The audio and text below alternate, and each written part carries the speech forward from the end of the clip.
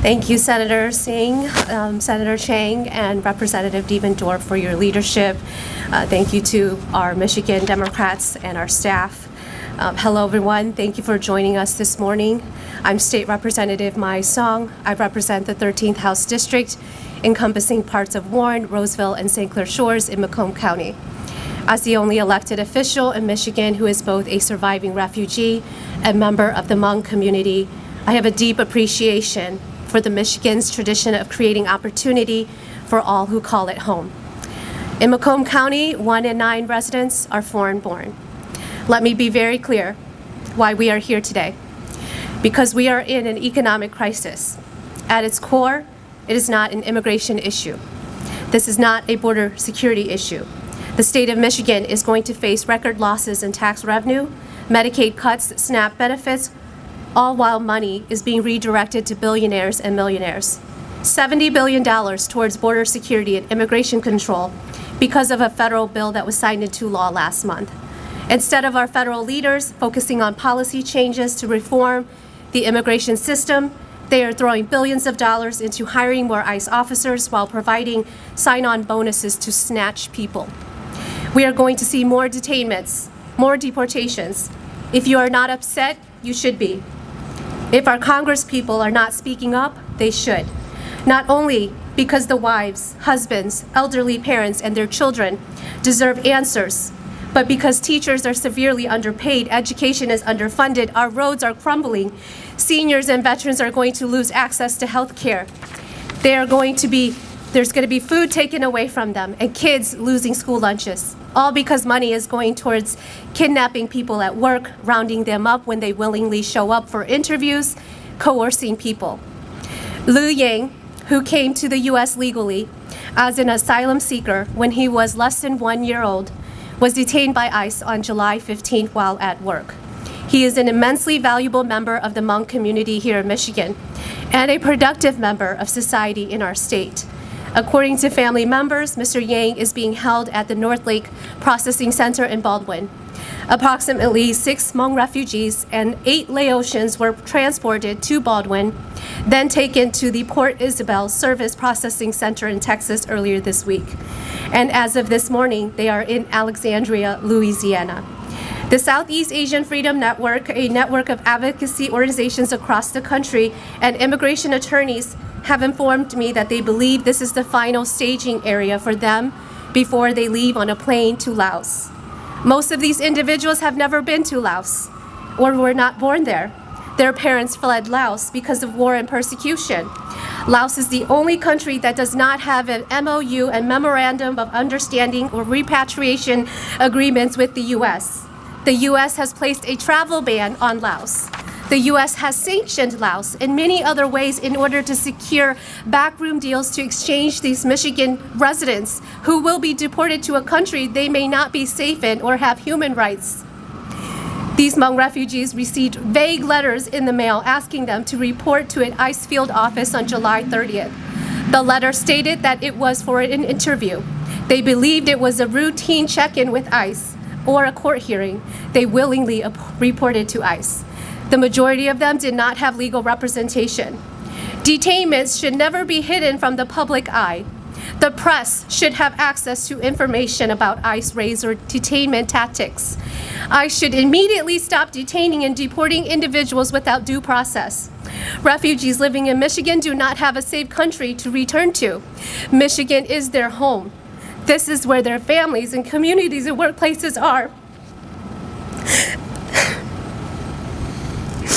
I hope that my constituents will understand that tearing families apart, removing taxpayers and workers from our communities, and placing them in private for-profit detention centers funded by our public dollars or deporting them when they have been longtime residents of our state is not good economic policy. While some may feel a sense of safety from the billions of taxpayer dollars being poured into border security and immigration control, these individuals came here lawfully as refugees just like me. They are not what officials label as the worst of the worst criminal illegal aliens. These refugees are our neighbors, co-workers, our children's classmates' parents. I urge all decision makers reviewing these cases involving the Hmong refugees to consider the historical context and the legal realities of their circumstances. When a system allows one group of individuals to be dehumanized, it sets a dangerous precedence for others to be treated the same. It starts with the most vulnerable. But for those who may not believe in their hearts or their minds that this impacts them because they are not an immigrant or a refugee, I hope you will consider the pain to your wallets should these detainments continue to expand. Refugees in Michigan contributed nearly $2 billion annually. They paid $218 million in state and local taxes in 2022.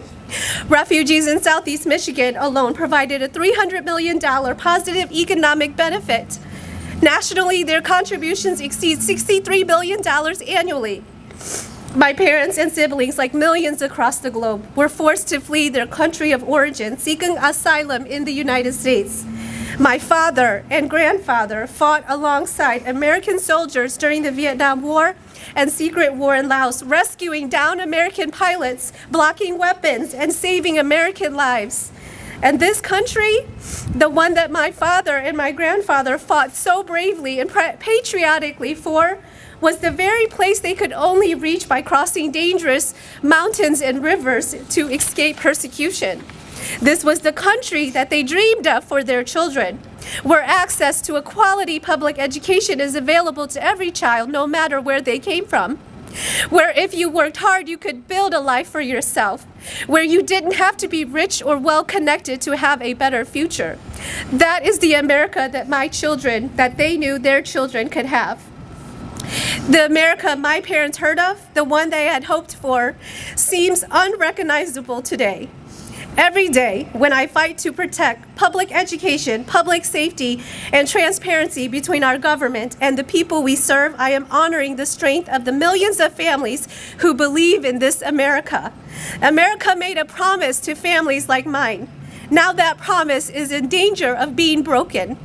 This must be the land where people come to find political refuge, civil protections, a quality education, economic prosperity, and justice for all.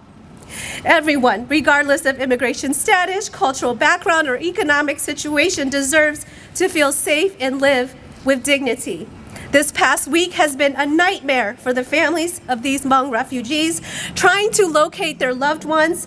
I've been working with the Michigan Immigration Rights Center, nonprofit advocacy organizations, and volunteer attorneys to triage, locate, and connect these family members to resources. It has been like trying to find missing people. I'm grateful to Merck for providing education on individual rights.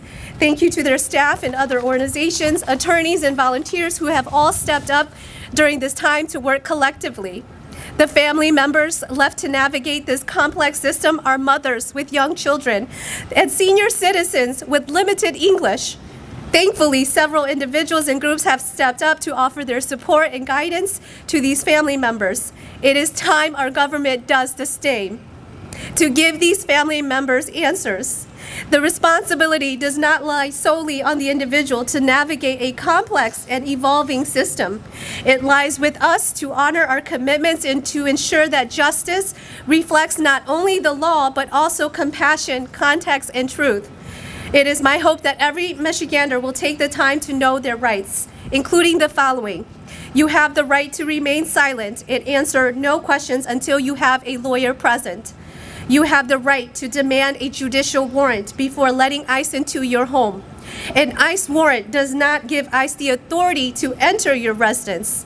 You have a right under the First Amendment of the Constitution to record or take photos in public view of law enforcement and ICE so long as you do not interfere with an arrest. We are urging residents to take action by calling the ICE Detroit Field Office 313-771-6601. And with that, I would like to invite Ann Vu, who is the wife of Liu Ying, to come and share his story. Thank you.